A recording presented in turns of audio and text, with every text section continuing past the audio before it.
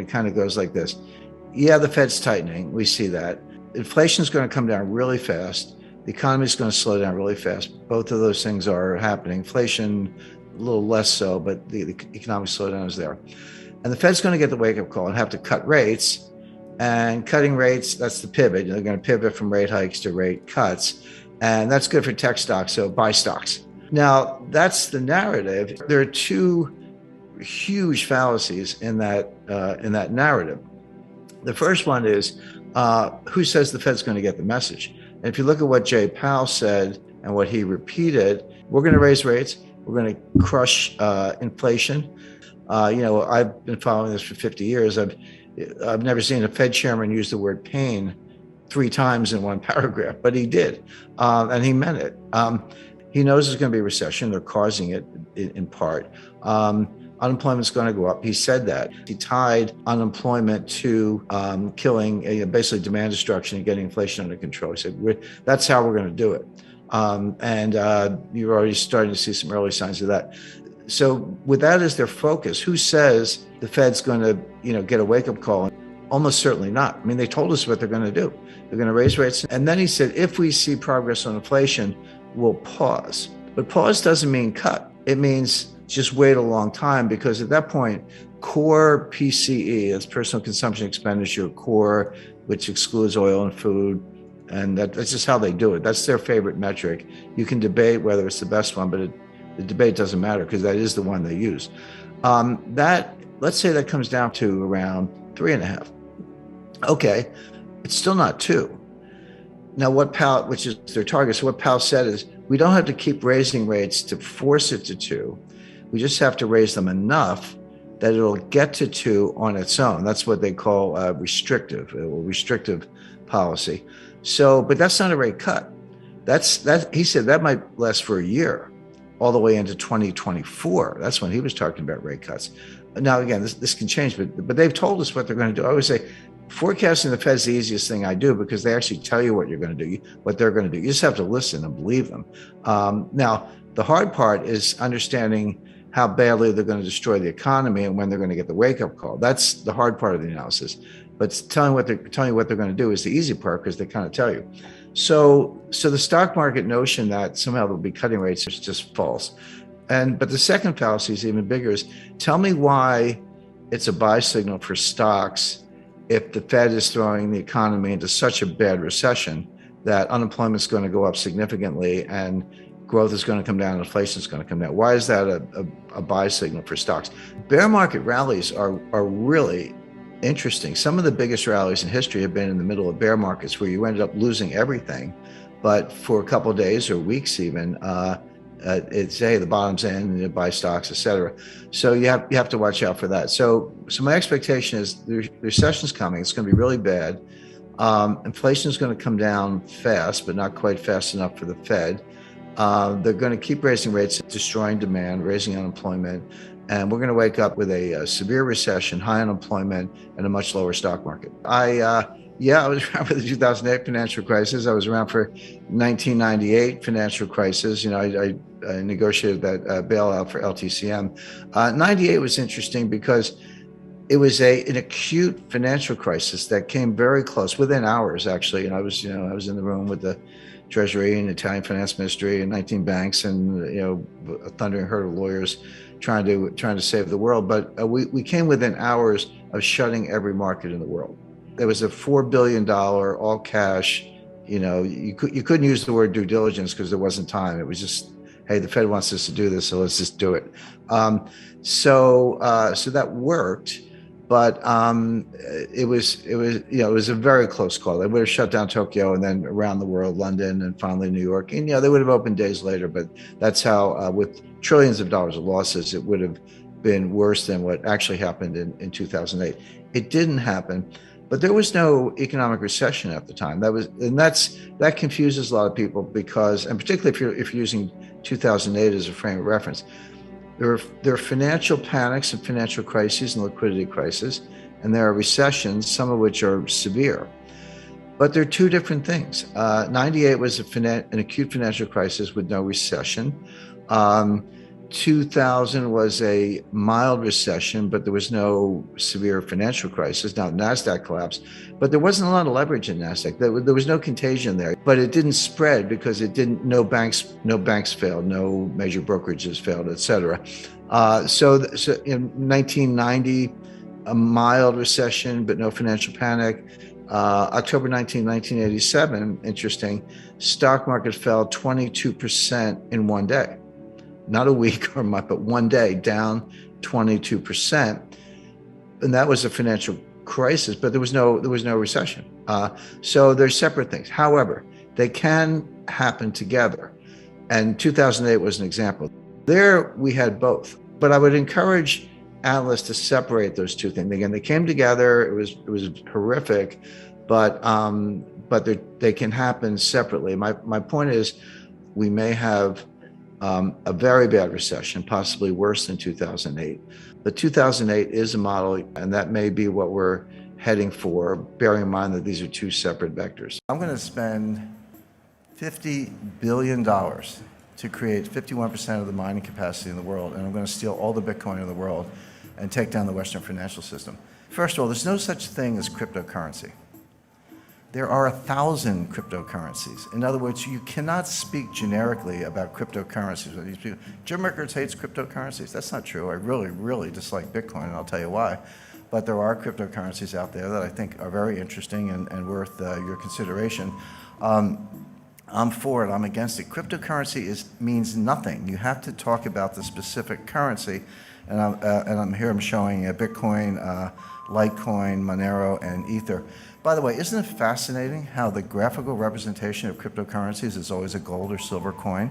Bitcoin's gold and Litecoin's silver, Monero's both, and Ether is gold. I mean, what are they trying to say? I think that psychologically what they're saying is, well, this is nothing, but if we pretend it's a gold coin, then someone will buy it.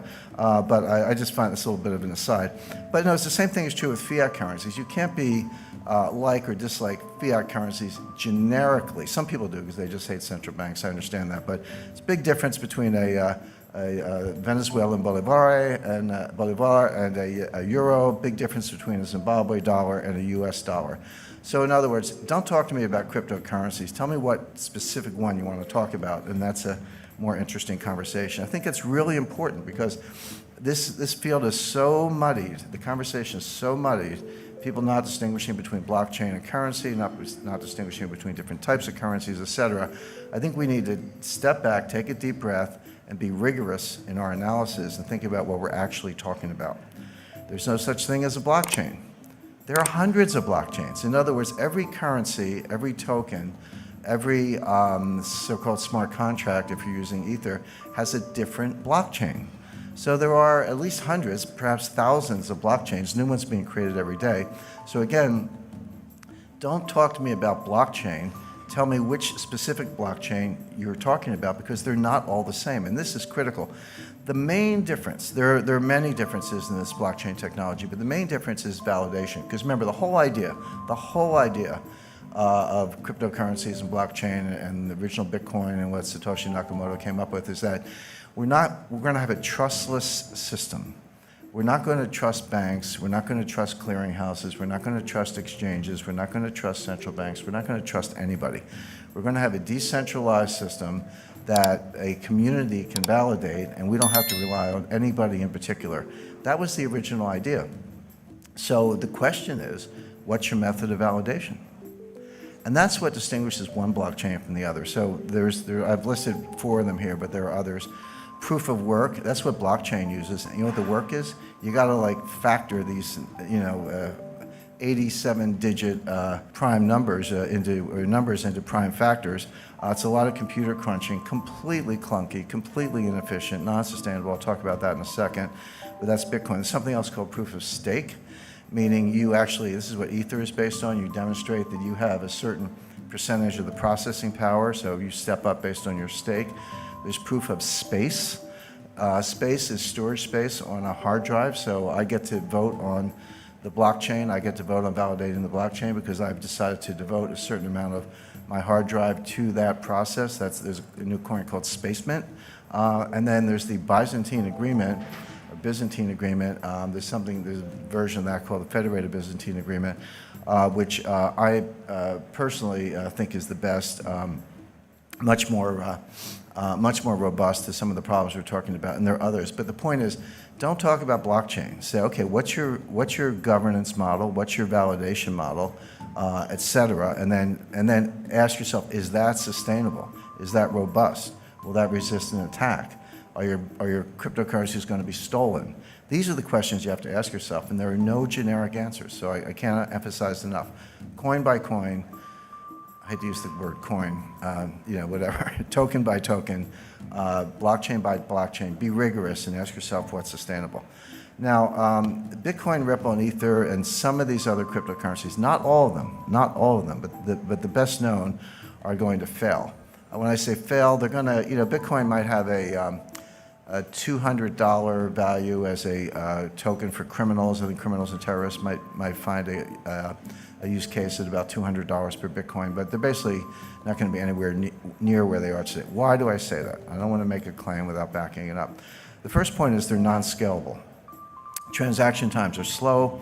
And then when you say that to Bitcoin people, they go, aha, the Lightning Network is right around the corner. Lightning's going to, we'll see. They said that about segregated witness. They said that about some of these other solutions. They don't seem to get community support. They keep forking the Bitcoin, meaning one day you wake up and there's 2 blockchains instead of 1, or whatever happened to that whole idea that we weren't going to have inflation and we weren't going to pull new cryptos out of thin air. But these solutions, you have to understand what the solution is. So what they're saying is, nobody has a solution for the inherent slowness, clunkiness, non-scalability of the original Bitcoin blockchain. There's no solution for that. So when you hear about solutions, what are they? Well, what they're saying is take a bunch of transactions offline. So everybody in the room could form a group, or let's say every coffee shop in Brooklyn, New York, every coffee shop in Vancouver could form a group. And all the people who want to buy coffee would join that group. And we would agree, so we're in our own little bubble over here, and we would agree that all of our Bitcoin transactions among each other don't go on the blockchain. They just get settled in this sort of separate cloud over here, and then we net them out. So, I pay you 5 Bitcoin, and you pay the person next to you 4, and he pays the lady in the back of the room 10, and she pays me 7, and we net it out, and then periodically, and it could be daily, weekly, monthly, or whatever, we net all this stuff out, and then we take that net and we put that on the blockchain, so that the amount of transactions that have to go on the blockchain is greatly reduced. That's true. But what are we doing? We've created our own network. I got to trust the coffee shops. How do I know they're not going to steal my money? In other words, it's only a solution because you're completely negating the original idea. Oh, well, sure. If you want to tear up the original idea and start over, that's fine. But don't tell me you're adhering to the idea of a decentralized, trustless network, because you're not. All you've done is create another network. Somebody, I get trolled on Twitter all the time. People tell me I'm an idiot and I don't know technology and all that stuff. And then my more sour moods, I tell them I was coding before they were born. But as far as some of these things are concerned, somebody said, well, you don't understand payment channels, and I actually do. And I said, yeah, I understand payment channels. We had those in the 50s. They were called party lines, which is, you pick up the phone and someone's talking, you got to ask them to get off the phone so you could go. In other words, there was an AT&T network, at least in the United States, but other people could jump in on this little side thing. That's all it is. These are party lines. So that doesn't work. Non-sustainable. The energy usage to solve the problem and make the proof of work in Bitcoin is now greater than the annual energy output of Ireland. Imagine taking all the electricity used in Ireland in a year, and that's how much we have to use to crunch numbers. By the way, every applied mathematician will tell you that prime factoring is a trivial problem. It's like an uninteresting problem. But it takes a lot of computing power to do it because the numbers are so big and the possibilities are so great. So we're just wasting the entire electrical usage of Ireland. In a few years, it's going to be the entire electrical usage of Japan.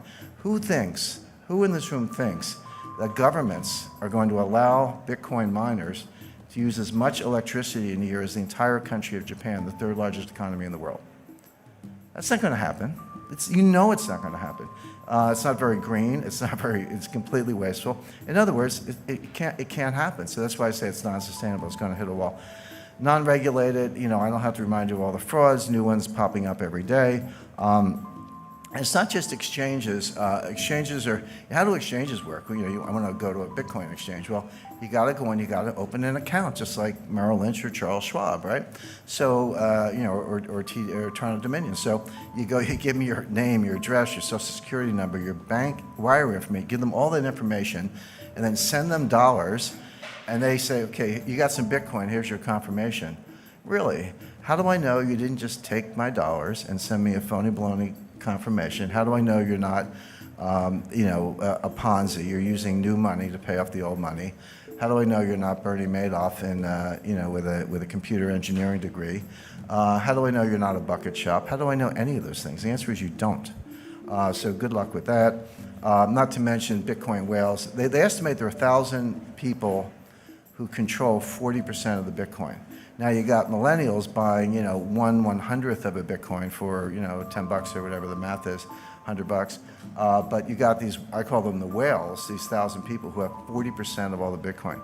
You don't think they have a big vested interest in keeping the price up? And you don't think they wash trade, do wash sales? So A sells to B for 10,000, B sells back for 11,000, A sells back for 12,000, B sells back for 13,000. This is called painting the tape. It's the oldest trick in the book. And there's no profit and loss because we're selling the same Bitcoin back and forth. But what we are doing is creating a ticker that gets the millennials, I shouldn't pick up millennials, the 3 millennial children, but gets people all over the world, maybe a garage mechanic in South Korea took out a home equity loan or hawked his inventory, put his entire life savings into Bitcoin and has now been wiped out and is desperate and suicidal. That's what's going on. It's basically rich people stealing from the poor. Not a good business model in my view. And then finally, there's no use case other than criminals, terrorists, or tax evaders. Why is Bitcoin better than Visa unless you're a criminal? Now, if you're a criminal, I get it. If you're buying child pornography, you want to use the dark web and use some cryptos and all that. And if you try doing that with Visa, you'll probably get a call from the FBI.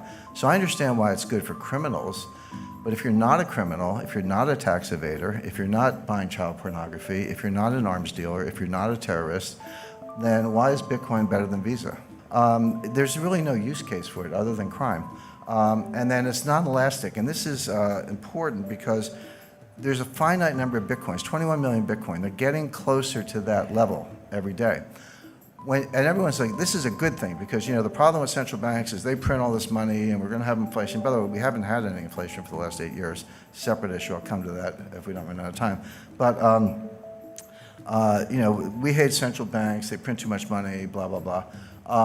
So we're going to cap the number of Bitcoin, but money supply has to be elastic. It can't be too elastic. The problem with central bank money is that it's too elastic. The reason, by the way, gold is such a good form of money is that it grows slowly. It grows at about the tempo of world growth. It grows at about the tempo of population growth, not exactly, but close enough that it's the best form of money anyone's ever discovered. But the problem with Bitcoin, when you hit a hard stop, which they will, and the economy keeps growing, but you want to back it with Bitcoin, so here's your money supply and here's your economy, that's inherently deflationary, right? Because each Bitcoin's got to support more and more growth, meaning your Bitcoin is worth more in theory, but the problem is you never get there. Why? Because if you have a deflationary currency, there's no bond market. The money supply grows based on credit, based on loans, based on various forms of borrowing. The money supply is just a foundation, and the economy grows with credit. Nobody wants to borrow in a form of money that's going to be more expensive when you pay it back. I'm not talking about interest. That's always part of the equation. I'm saying the money itself is worth more when you have to pay back the loan. No one's going to borrow on that loan, therefore no bond market, therefore no viable form of money. So these are all the reasons why this is going to hit the wall. So a couple of things. We should probably, without taking too much for granted, we should probably just define BRICS. It's an acronym: Brazil, Russia, India, China, South Africa. So those are the BRICS. And it started in 2002 as a Goldman Sachs marketing gimmick. Jim O'Neill and some partners came up with it. And all they did, I'm not diminishing what they did, but they kind of took the leading economies, took out the G7 and Switzerland and a couple obvious leaders, and said, well, who's left? That will be the up-and-comers, the fastest-growing developing economies. Then they got Brazil, Russia, India, and China. That was kind of easy. And then a few years later, they added South Africa, which was a little bit of a favor to South Africa. South Africa is not anywhere near as large as those other economies or as important. However, it is one of the biggest economies in Africa. And if you're going to be the BRICS, you probably can't just be South America and Asia. You probably need to include an African country. So they picked South Africa. So for a couple of years, it was a Goldman marketing brochure. But then in 2006, at the United Nations General Assembly in New York, annual meeting, heads of state and foreign ministers show up from all over the world, but they have what they call these bilateral meetings on the sidelines. And sometimes there are 3 or 4, say, hey, we're all here, let's just grab a conference room and sit down and talk. Well, Brazil, Russia, India, and China, they sat down and they said, yeah, we actually have a lot in common, a lot to talk about. And we added it up. We're a pretty powerful group.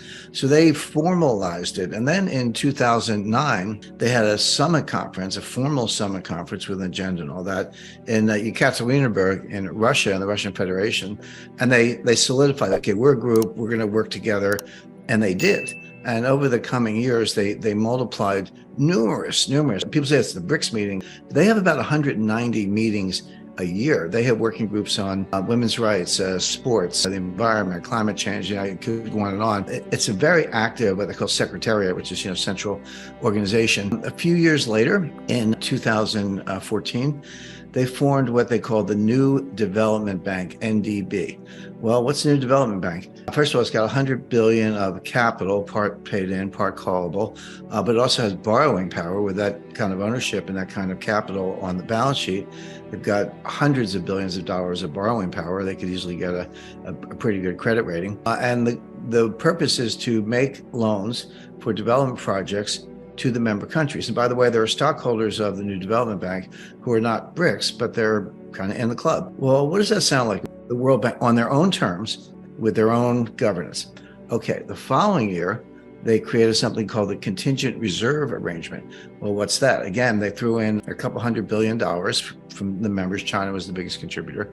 Again, with borrowing power, so take a couple $100 billion times 5 or 10, that's your power. And this institution was designed to be a swing lender to members who were running trade deficits or facing a run on their currency or facing the prospect of having to close the capital account. Exactly what we saw in 1997, 98, by the way. I was there for that one. We ended up with long-term capital. Well, a pool that is a swing lender to countries with a balance of payments deficit. What does that sound like?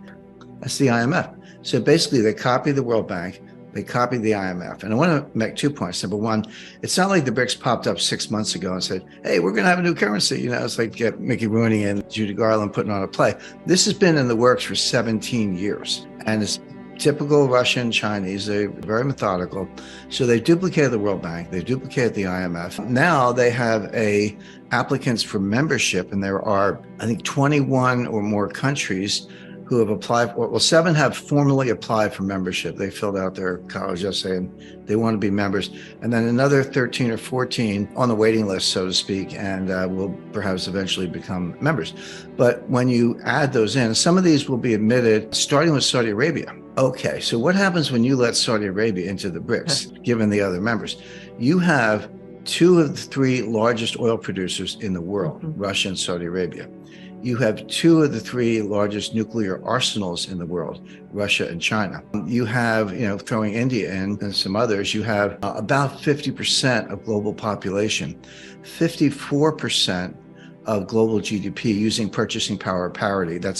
You can debate the method, but just if you do purchasing power parity, you get over half of GDP, 30% of the global landmass. I could go on and on. My point is, I learned development economics in the 1970s. We had something called the third world. It was Russia or Soviet Union and the US. And then there was the third world. And all you knew about them was they were poor and, you had to get them off the runway. We actually had the runway theory of how you grow. Turned out to be wrong, but that's what we learned. Well, this is not the old third world. These are not basket cases. These are many of the biggest economies in the world that collectively have enormous power, natural resources, gold reserves, landmass, population, military, and again, I could go down the list, but this is a bloc that is as powerful in its own way by a lot of these metrics as the collective West, which I would call, US, Canada, Western Europe, Japan, Australia, New Zealand, and a few others. So that's who this group is. Now, there are a couple other groups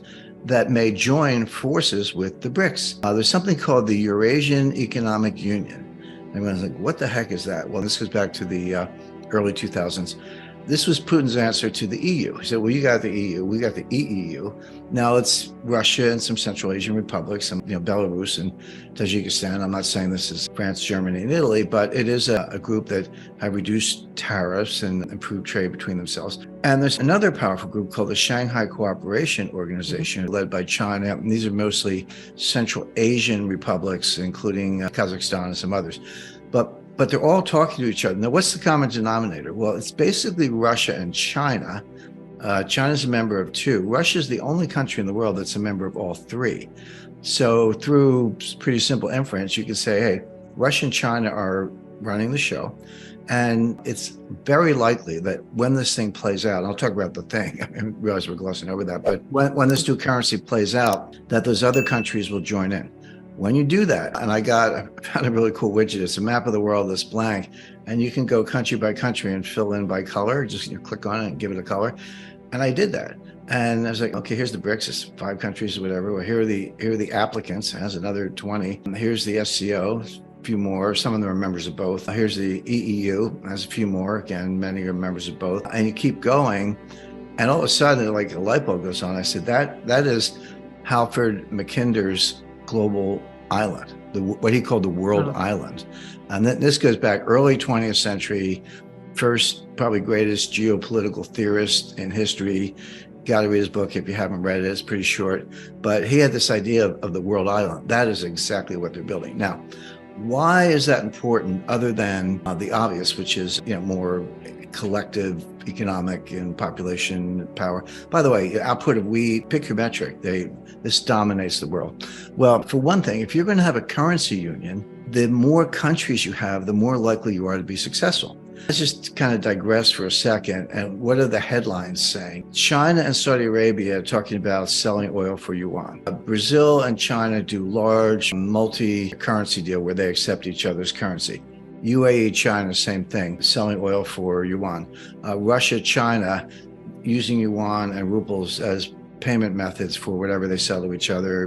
Russia sells natural resources, China sells semiconductors, manufactured goods, and so forth. And there are a number of those. I don't have to list them all, but there are 10 or 15 of these.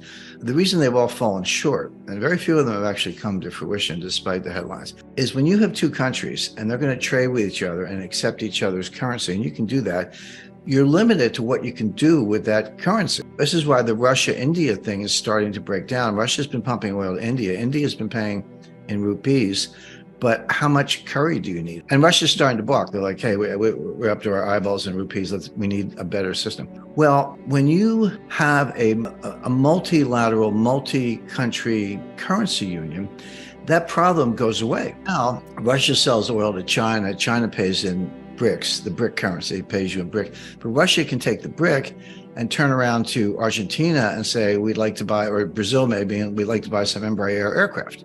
And Brazil gets the BRIC currency, and they can turn around to China and say, we'd like to buy some rice.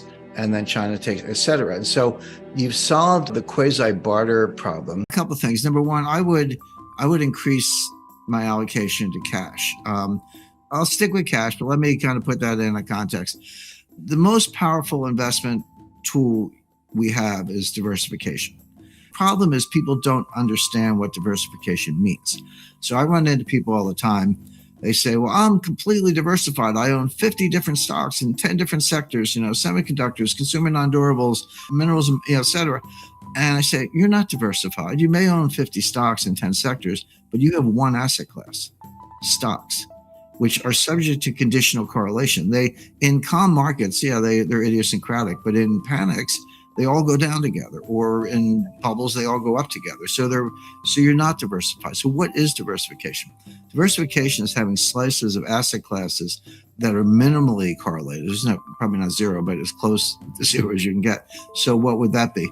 You'd have a slice of gold, but I recommend 10%. I have some strong views on gold, and I've written a lot about it, but people are surprised to hear me say 10%. Like, oh, Jim, why isn't it 50% or 100% if you believe all this? Well, I do believe it. I wouldn't say it if I didn't, but you don't want to be 100% in anything. You don't want to be 50% in anything. 10% is fine. If I'm wrong, you won't get hurt. And if I'm right, you're going to make so much money that it'll actually kind of be the insurance on the rest of your portfolio. But that leaves 90%. So I would have a large slug in cash, maybe 30%. And people say, well, wait a second. Banks pay me 25 basis points. Stock market's going up. Why would I want to be in cash? That's horrible. A couple of things. Number one, the stock market might not always go up. Cash is the opposite of leverage. So leverage increases the volatility of the rest of the portfolio. You'll get much bigger returns, but you'll have much bigger losses. If you have a slice of cash and you've got a volatile asset over here, which are stocks, and other volatile asset over here, gold's fairly volatile. If you got that volatility and you have cash, it will reduce the overall volatility so you can sleep better at night. Cash is a great asset in deflation. And if you're talking about inflation, which is here, then you got to deal with that. But don't rule out deflation. If we go into a recession because the Fed over tightens, or, the thing about the inflation, just a quick aside, it comes in two flavors. There's cost push and demand pull. Demand pull is when individuals are worried about inflation and they start accelerating purchases, like, hey, I better go buy that washing machine right now because the price is going up, or better go buy that house right now because the price is going up. That's demand pull. Cost push comes from the supply side, not the demand side. And that's what we're seeing because of what we talked about, supply chain, energy cost. The Fed can't drill for oil. Raising interest rates doesn't get you more oil or natural gas. So the Fed can't do anything about it except kill the economy. Yeah, and that'll cool it off. But when you pay, I put gas in my car. I don't just read about this stuff. It used to be $45. Now it's about $75. Multiply that by 200 million cars across America. What happens is it reduces your discretionary income. If you're paying another $30 at the pump twice a week, then you're not going to go out to dinner Friday night. You're not going to, take a vacation, whatever it may be. So that depresses all those other areas. So there is this recursive function. So don't rule out deflation down the road. Not right away, but maybe next year. So cash. But here's the biggest value of cash. It gives you optionality. People don't understand this. What if I said to you, hey, I'll sell you a call option, an at the market call option on every asset class in the world? You go, gee, that sounds kind of valuable. Well, that's what cash is. When things are crashing, you're the one who can go shopping. And nobody's better at this than Warren Buffett. He's got his cash level at Berkshire Hathaway is at an all-time high. So there's a place for that. You can have some stocks, but I would look at the energy sector. I mean, I actually built and I own the largest non-commercial solar module field in New England. And I run my house off it. It produces about 7.5 kilowatt hours. So I know a little bit about it. And what I know is it doesn't work at night. It doesn't work in snow. It doesn't work in rain. It doesn't work in really cloudy days. By the way, you don't run your house off of solar modules. You run your house off of batteries. Yeah. And the modules charge the battery. So you watch the battery level. That's how you manage it. So it works fine. But if you think you can run cities with that, forget it. So it's just not practical at that scale, even if you thought it was. And it isn't. That's very clear. But here comes wind turbines and solar. And I'm not against it. Like you say, I own one. But they're not scalable. They're intermittent. And they don't give you the base power, baseline power you need to run a modern power grid. Meanwhile, here's global demand. Okay, so the gap's getting bigger. It's not getting smaller. Renewables, whatever the pros and cons, are not closing the gap. The gap's getting bigger. There is no substitute for oil and natural gas and uranium. You got to put uranium in the mix. And hydro, if you live in Quebec, that's great. A lot of hydro, but not so much in the desert. And I've spoken to, without mentioning names, I would say you can go no higher in terms of who knows, let's just say board members of the 5 biggest oil companies in the world who said, yeah, as he said, we talk about that, but we can't say it publicly because we'll be, dragged, chained and dragged through the streets. But those are just the facts. So therefore, if you have an oil sector that's been bashed by the climate alarmists, but you can't do without it, which is true, buy some oil companies, when they're, so there's your stock portfolio. Private equity, venture, real estate, not commercial, but residential, yes. And, farmland, that's one of the hottest asset categories, and gold. So that's diversification. And that's the kind of portfolio you want, kind of seasoned to taste. So the question is, will the Fed go down that path, do what they have to do the only thing they can do, to subdue inflation at the cost of a very severe recession and something like a stock market crash? Or will they see that coming? They'll be the last to know. We'll all see it before they do, but they'll be the last to know. It's because they rely on flood models, and they're kind of in their own economic forecasting bubble, and they have very defective ways of thinking about the economy, and they're very much a creature of inertia. There are a whole lot of reasons why the Fed is not nimble. It's kind of quite the opposite. But they'll see it eventually, probably when it's too late. And will they balk at that point and stop rate hikes and maybe even reduce rates? That could save us from the recession, but that will just amplify the inflation. So rather than say which one's going to happen, I prefer to lay out those two paths and then just watch it very carefully. But more to the point, we've seen this movie before. This is a replay, and I think it's on, like you hit the remote control for double or triple speed. It's going to happen faster, but this is a replay of everything that happened from 2013 to 2019 and into 2020, which was, I'll just go through it quickly. So 2013, May, Bernanke says we're going to taper asset purchases. That's money printing, quantitative easing, whatever you want to call it. The market, tanks, bonds go down. Everyone's like, oh, it's over. Bernanke balked. But finally, in November 2013, they said, okay, the taper begins. They were still printing money, but at a slower rate, and that matters. That went on till late 2014. The taper was over. They stopped buying new assets. They said, okay, here come the interest rate hikes. Except they didn't come for another year. It wasn't until December 2015 that then Janet Yellen finally raised rates. And then another year for the second rate increase. So it was December 2016. So it was really, really slow. Took 2.5 years, but they got to 2 rate hikes. But then here comes Jay Powell. And then like clockwork, boom, boom, boom, 25 basis point hikes every meeting. And all the Fed was trying to do was to get back to normal. They were trying to get interest rates to maybe 2.25, 2.5, get the balance sheet down to, something like 2.5 trillion. They never specified it, but that would have been a reasonable level. So, okay, now interest rates are kind of normal, 2.5, balance sheet's down around 2.5 trillion. We're back to normal. We finally got through the global financial crisis of 2008. We undid all that stuff. Well, what happened? From October 1st, 2018 to December 24th, 2018, the stock market dropped 20%. That was the December 24th, 2018, we call it the Christmas Eve massacre. Stock market went down 3% in one day. But the Fed was tightening into the weakness, as they always do. And the last interest rate hike, it was December 16th or 17th, within a day or two, but mid-December 2018, they were still hiking and raising rates. And that was the last straw. And then the market just tanked. And then finally, Jay Powell got the message.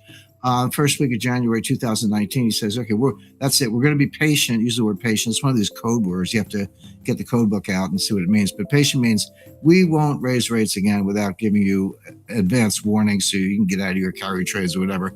And then he went further, said, looks like we got to cut rates. And they did. And then by early 2020, here comes the pandemic. And then they took rates all the way back to zero. And then they started QE, 6, 7, call it what you want. They took the balance sheet to $7.5 trillion after getting it down to $3.5 trillion.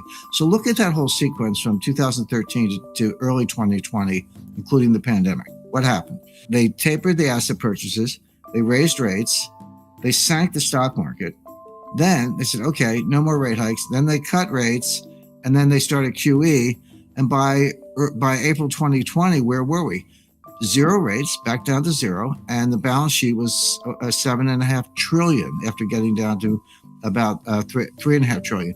So that was a big circle. They ended up back where they started from. But the point being, they failed to normalize. They failed to get rates where they wanted. They failed to get the balance sheet where they wanted. They did sink the stock market.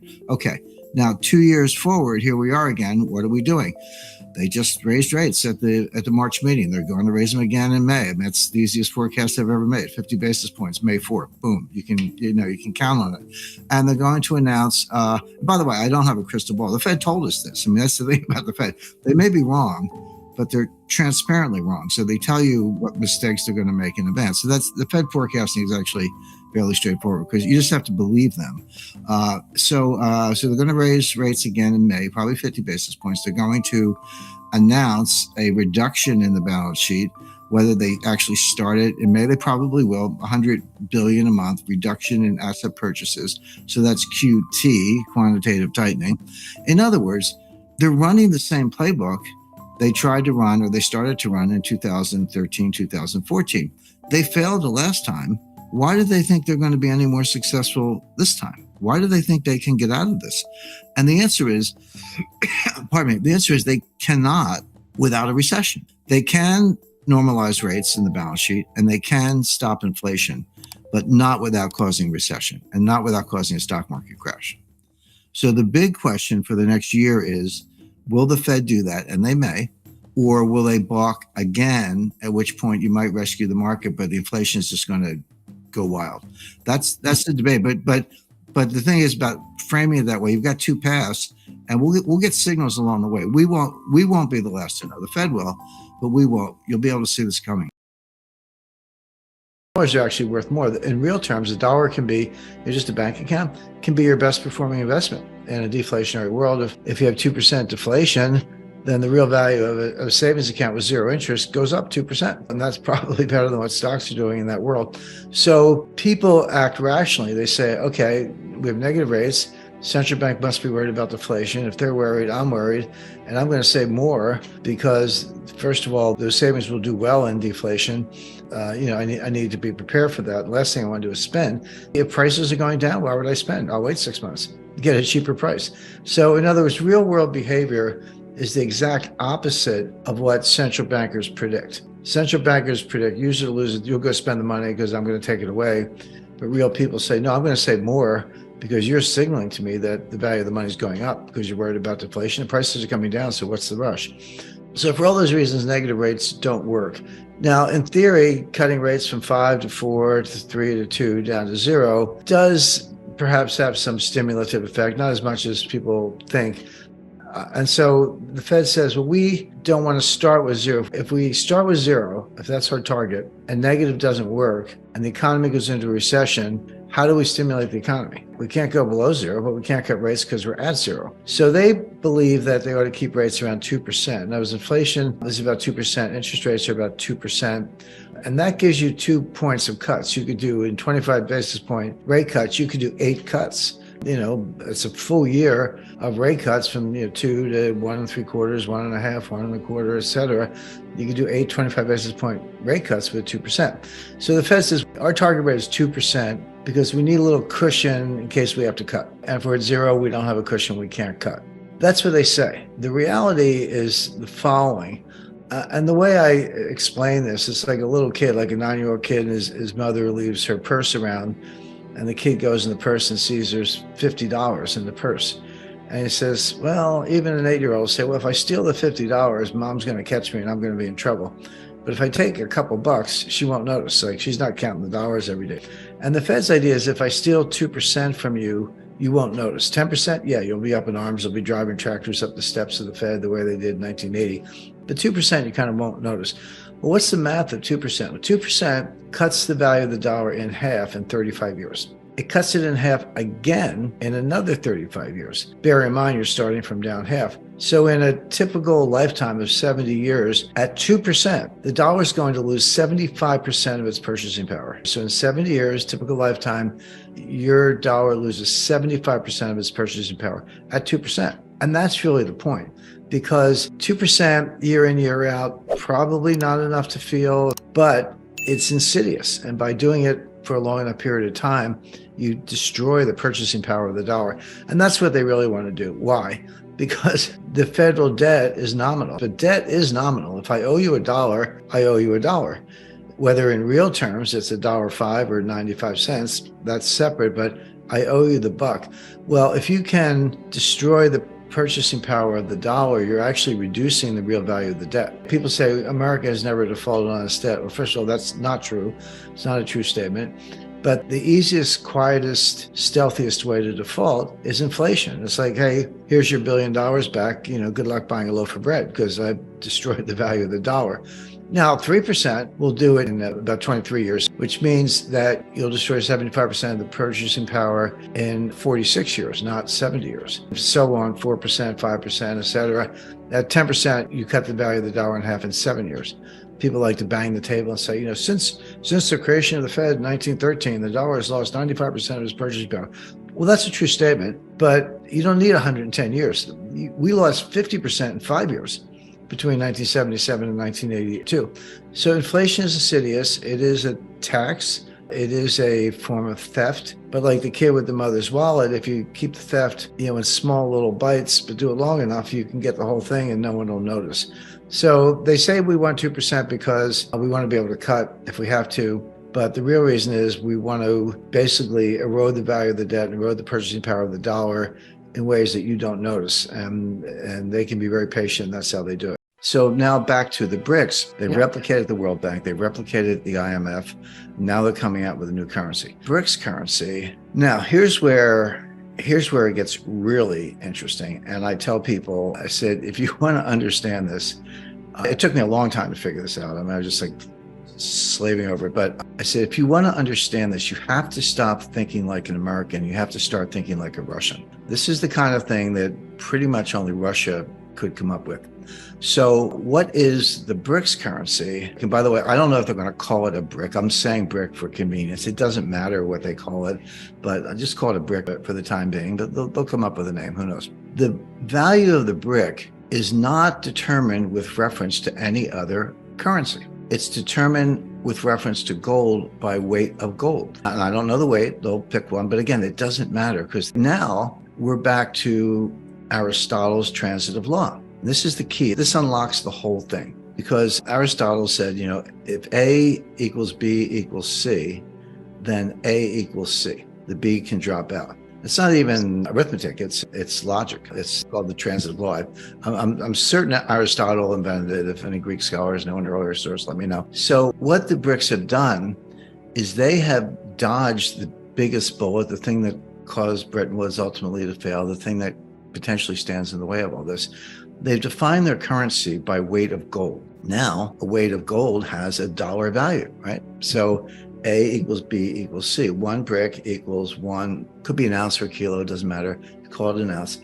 One brick equals 1 ounce of gold equals, today, 1970. Well, through the transitive law, drop out the B and one brick equals 1970, $1,970. But that's constant. I mean, that logic works for a moment in time, but it's not fixed because the price of gold is going to fluctuate daily, minute by minute, right?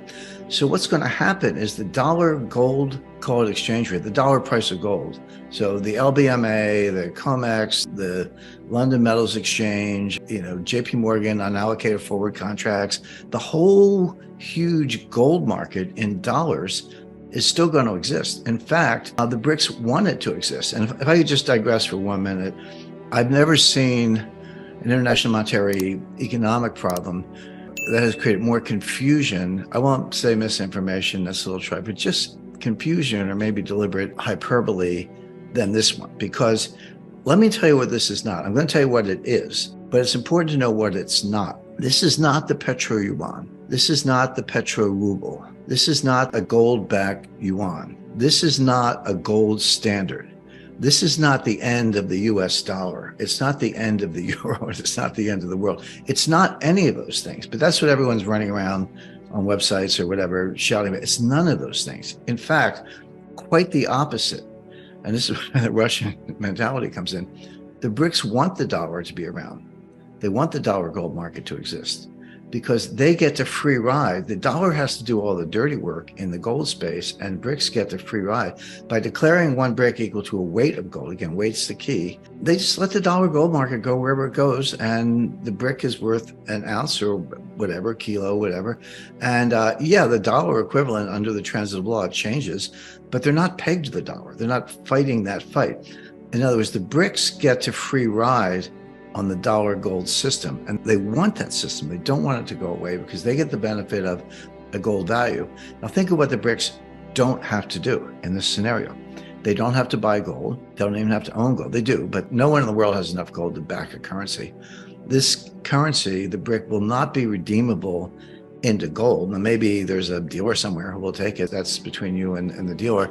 But it's not like you're going to be able to march down to the People's Bank of China with a pile of bricks and say, give me the gold. They're not going to do it.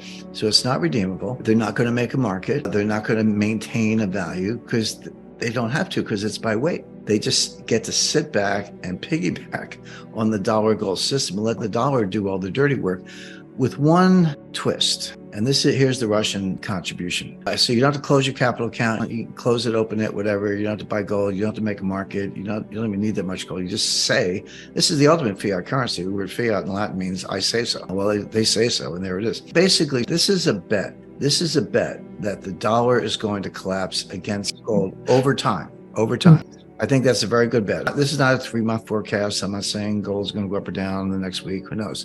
But over time, now we're into what? Debt to GDP ratios, annual deficits, dare I say, modern monetary theory. I mean, all these ideas are ruining the dollar, and everyone can see it, but not yet. And so if you want to launch this new currency and you say, hey, long term, the dollar is going to collapse in terms of gold, I'll hook my horse to this wagon called gold by weight, and I'll just reap the benefits.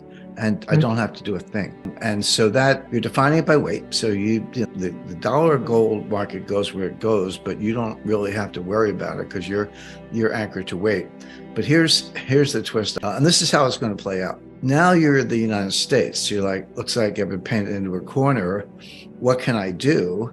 Well, one of the things you could do, I've told the Treasury this for years, they don't listen. I mean, they invite me in, but they don't listen. One of the things you could do is buy gold. But what happens when the United States buys gold? The dollar price of gold goes up, and the brick gets stronger and the dollar gets weaker.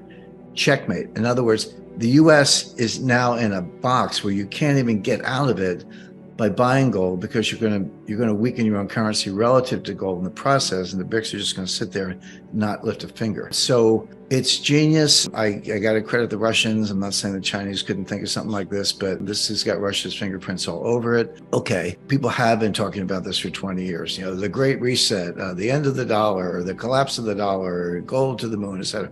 And it's never played out. And the reason are some of the ones, which is the dollar has these huge embedded advantages in the form of its reserve currency status, not because everyone loves the dollar or they even love the United States, but because we have the only bond market big enough to absorb global savings. The U.S. Treasury market is huge. It is liquid, but it's got a whole infrastructure.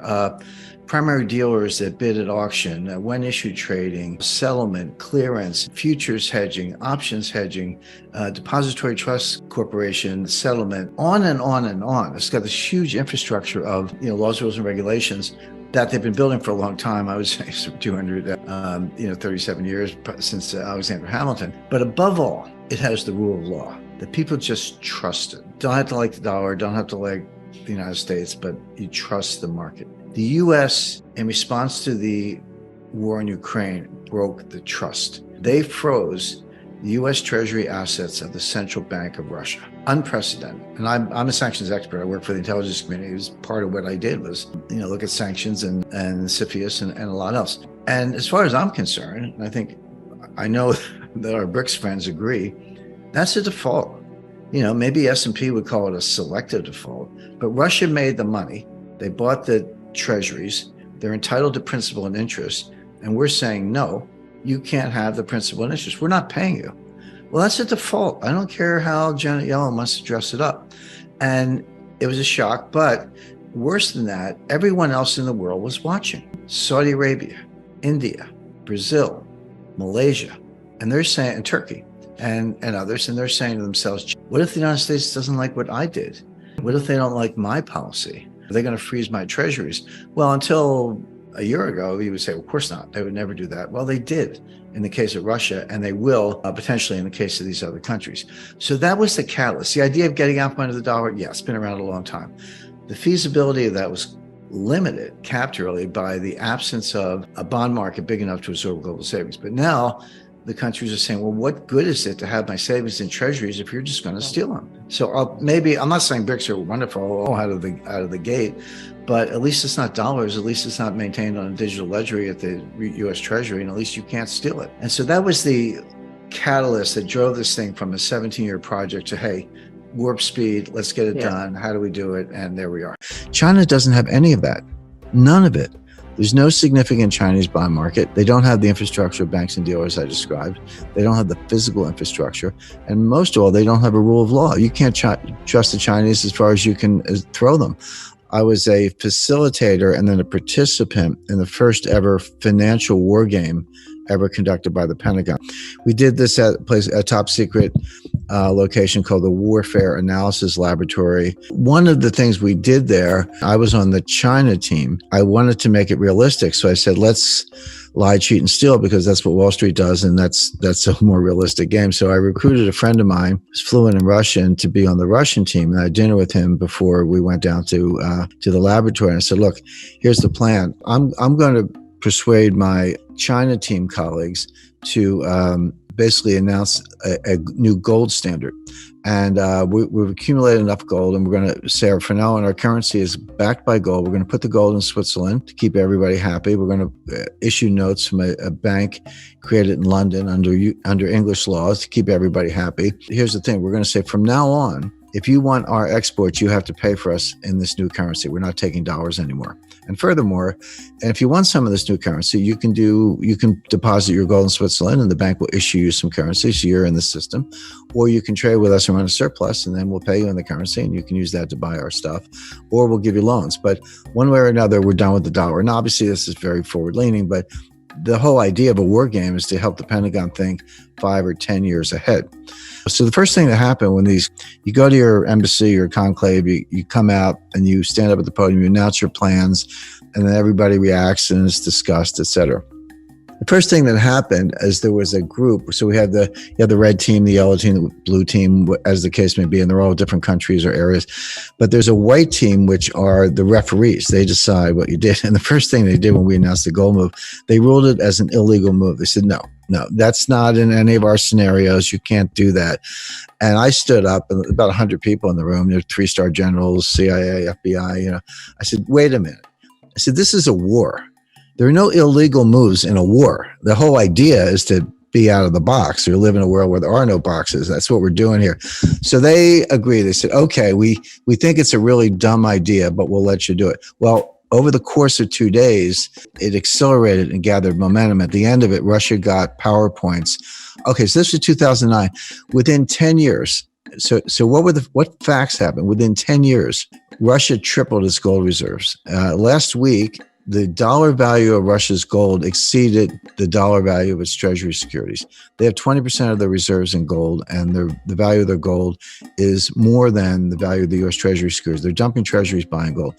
Exactly what we warned the Pentagon about 10 years ago. And here it is, and China has more than tripled its reserves. So we're not there yet, but we're moving to some kind of gold-backed world. But the point is, that was all in the war game. That's all in the book. And I made one other point. I said, currency wars don't happen all the time. They might only happen twice in a century. But when they happen, they can last for 10 or 15 years. That's how long it takes to sort out. What you describe about the Chinese money supply is absolutely correct. People in the United States complain, the Federal Reserve has printed $4 trillion in the past year. And they have printed $4 trillion in the last year. They're taking the Fed balance sheet from about 3.5 trillion to 7.5 trillion. So yeah, we printed $4 trillion in the past year. Didn't do any good, won't do any good, but we did it. But Chinese money supply is even larger and growing faster. Now, I don't want to get into the weeds on China's internal monetary policy. I could, except to say that they're grossly over-leveraged. The economy is investment-driven, not consumption-driven. They're about 45% investment. The U.S. is about 25% investment. So that gives you some idea of how investment is to the Chinese, which is actually okay if you're investing in productive assets that pay the way. They're not. They're wasting the money. I've been to China many times, been going back and forth there for 35 years. I've been out in the countryside. I don't just stick to the hotel lobby in Beijing. I got mud on my boots visiting these ghost cities. And so each ghost city, there are a bunch of them, actually seven. Imagine building 7 cities. That's what I saw. And so they got 1 or 2 skyscrapers, and they got mixed use, and they got retail shopping, a country club, a hotel, a golf course, a pond, highway stops, airport, etc. And it's all empty. I mean, it's just all empty. Shiny new construction, some of it still under construction, all empty. So I said to the communists, I said, what are you guys doing here? I mean, nobody's here. So, don't worry. People will be coming from the countryside. They will be populating these cities. And I said, when? I said, no one's coming. And besides that, you've already drained the countryside. That already happened. But I said, you cannot mothball a building. It's not like some old clothes. I mean, the way a building maintains itself, it gets occupied and there's maintenance and people fix it and all that. I used to travel a lot in Central Africa in the early 80s. It was Zaire at the time. Today it's the Congo. I was in Kinshasa, but it was right after the 70s commodities boom. And they took the money, of course they wasted it, and they built these skyscrapers in Kinshasa, which is like a swampy, scary, funky, city. But there's a skyscraper, but the windows are falling out and there were rust stains running down the side and the elevators were broken. So it might have looked nice the day they built it, but it was never really used. And now it was literally, when I was there, it wasn't that much later after they built it, it was falling apart. So that's going to happen in China. My point being, if you apply, generally accepted accounting principles to their investment account, you would write it off the day they open the building because nobody's there. It's not worth anything. So they're wasting the money. They're over leveraged. They're overprinted. However, none of that has anything to do with the status of the Chinese yuan as a global reserve currency. The yuan is not a reserve currency. It will not be probably in my lifetime, maybe never. And I'll tell you why. Because a lot of people don't understand what a reserve currency really is. You get a report from the IMF and it says, 60% of global reserves are in dollars, which is true, and about 25% are in euros, which is true. So 85% of global reserves are in dollars or euro, which means the only meaningful exchange rate in the world is the euro US dollar cross rate. Everything else is working around the edges. You got some sterling and yen and Swiss francs and a couple other things. Aussie dollar is tiny, believe it or not, good currency, but not a big part of it. And China's like this kind of invisible 1% sliced down at the bottom. And China has $1.4 trillion in its reserves. But here's the point. It's not as if they have pallets of $100 bills stacked up in the basement of the People's Bank of China. They don't. You invest in securities. In other words, they're dollar-denominated securities. So it's not actually dollars. They're treasury bills, notes, and bonds denominated in dollars. So the thing that makes a reserve currency is not the currency, it's the bond market. You need something to invest in. So you need a liquid bond market with different maturities, different interest rates. You need dealers, you need auctions, you need payment and clearance systems, you need repo or repurchase agreements, futures, options, when issued trading, custodians, the rule of law. There's a whole massive infrastructure, which we started working on when Alexander Hamilton was, advising George Washington, and we've been doing it ever since. And others, Bank of England has done the same. China doesn't have any of that. None of it. There's no significant Chinese bond market. They don't have the infrastructure of banks and dealers I described. They don't have the physical infrastructure. And most of all, they don't have a rule of law. You can't trust the Chinese as far as you can throw them. And so they have no chance of being a global reserve currency, none. Same with the Russian ruble, same with a lot of other currencies, same with Bitcoin. Show me the Bitcoin bond market. Maybe you can get my attention, but not sooner. So none of those are going to replace the dollar. First thing, my wife hates me to admit this, but I was once a registered lobbyist in Washington. I ran an office there. I spent a lot of time on Capitol Hill. And the first thing I learned in Washington is you can't beat something with nothing. In other words, if you hate a policy or a program, you just hate it, you write op-eds, fine. You're not going to change it unless you bring something to replace it. So for all the criticisms of the dollar, and there are plenty of them, you're not going to dethrone the dollar as the leading global reserve currency unless you can show me what you're going to replace it with. And there's one and only one contender in the world today, which is gold. So that's a whole other conversation. I'm not saying we're going to be on a gold standard tomorrow. As far as China's concerned, China's a house of cards. It's going to collapse. It's going to be ugly. Hard to say when, but probably sooner than later. And they know it. And they're not going to be a global reserve currency. So we can put China to one side, but China's a house of cards. Now, getting it back to the United States, the first point, let's talk about stimulus first. So the Fed printed $4 trillion. Congress, we had $1 trillion, what are called baseline budget deficits going into the pandemic. So with no pandemic, we were going to have $1 trillion deficit in 2020 and 2021. Now, Congress put $3 trillion on top of that with rescue and bailout programs last March, April, and May. That was the CARES program, payroll protection plan, aid to hospitals, extended unemployment benefits, higher unemployment benefits, et cetera. I'm not saying any of those things were bad. It was needed to keep things from getting a lot worse. But we put $3 trillion on top of this. So there's $4 trillion for fiscal 2020. They just did $1 trillion last week in the kind of final days of the Trump administration. So that's $5 trillion. And Biden has announced his plan. He's going to have a $2 trillion rescue bailout, so-called stimulus plan now. So that's $7 trillion plus the $1 trillion baseline for fiscal 2021. So there's $8 trillion in deficit spending in 2 fiscal years, $4 trillion of money printing by the Fed. Now, those are the numbers. That's not projections. That's baked in the pie.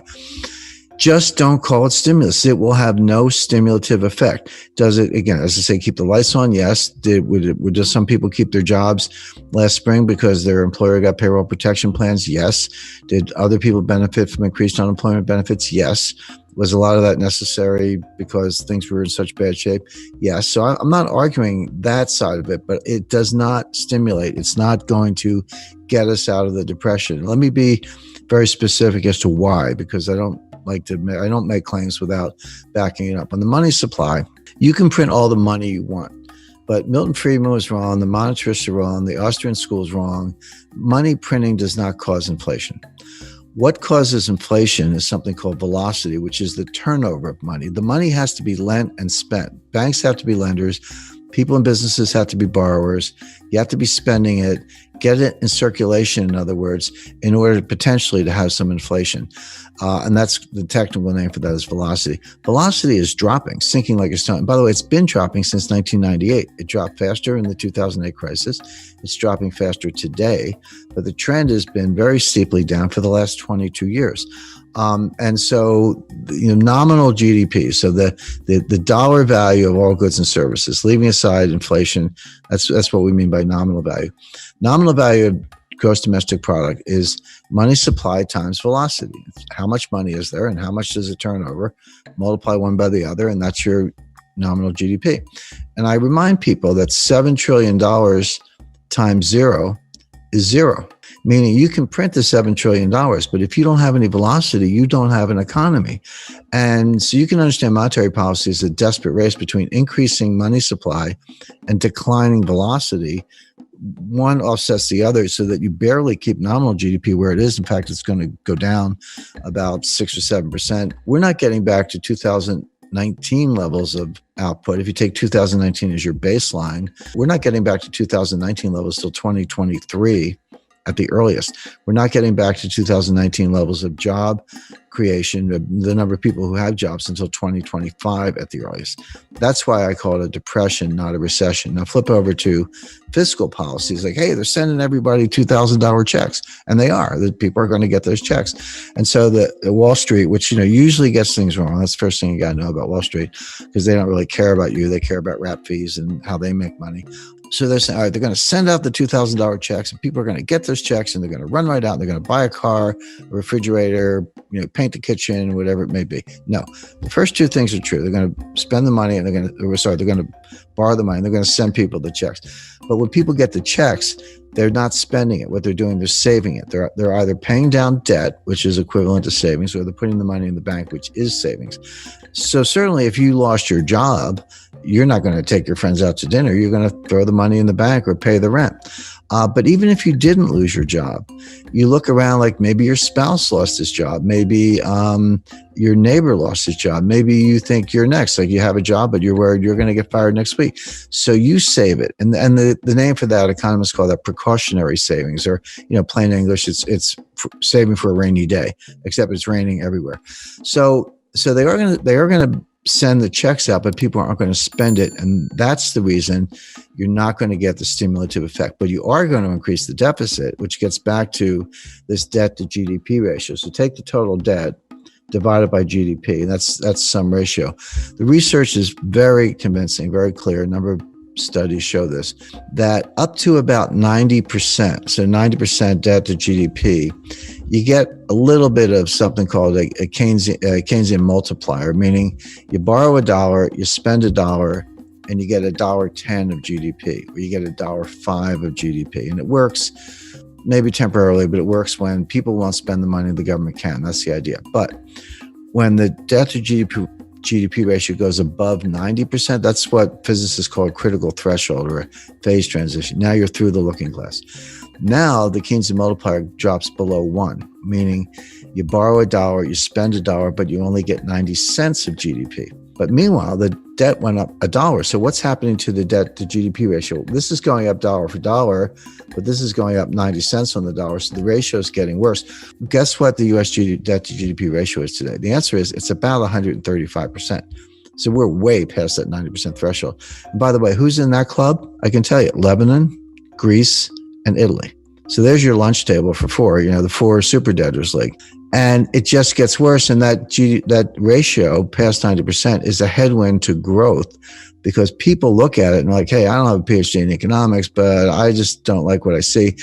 And people understand correctly, and this is the behavioral adaptation that policymakers on Wall Street do not understand. But the behavioral adaptations, people look at it and say, I don't know how this is going to end, but it's going to end. We're either going to have a default, or we're going to have something like hyperinflation to make the debt go away, or they're going to raise my taxes.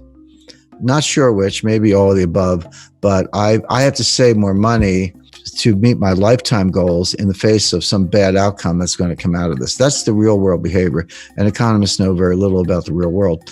So the point is, increasing the money supply doesn't work because velocity is declining. Increasing deficits doesn't work because people are saving, not spending, and they're preparing for worse outcomes. So neither one of these, you can call it money printing or spending, but don't call it stimulus, because it doesn't stimulate. We're not getting out of this. And that's why I call my book The New Great Depression. If you look at yield curves, look at the Treasury yield curve, Euro-dollar futures yield curve, German Bunds yield curve, they're all inverted. They're all inverted. Now, inversions happen, just meaning the longer term rate is lower than the short term rate. We're seeing something globally we've never seen before.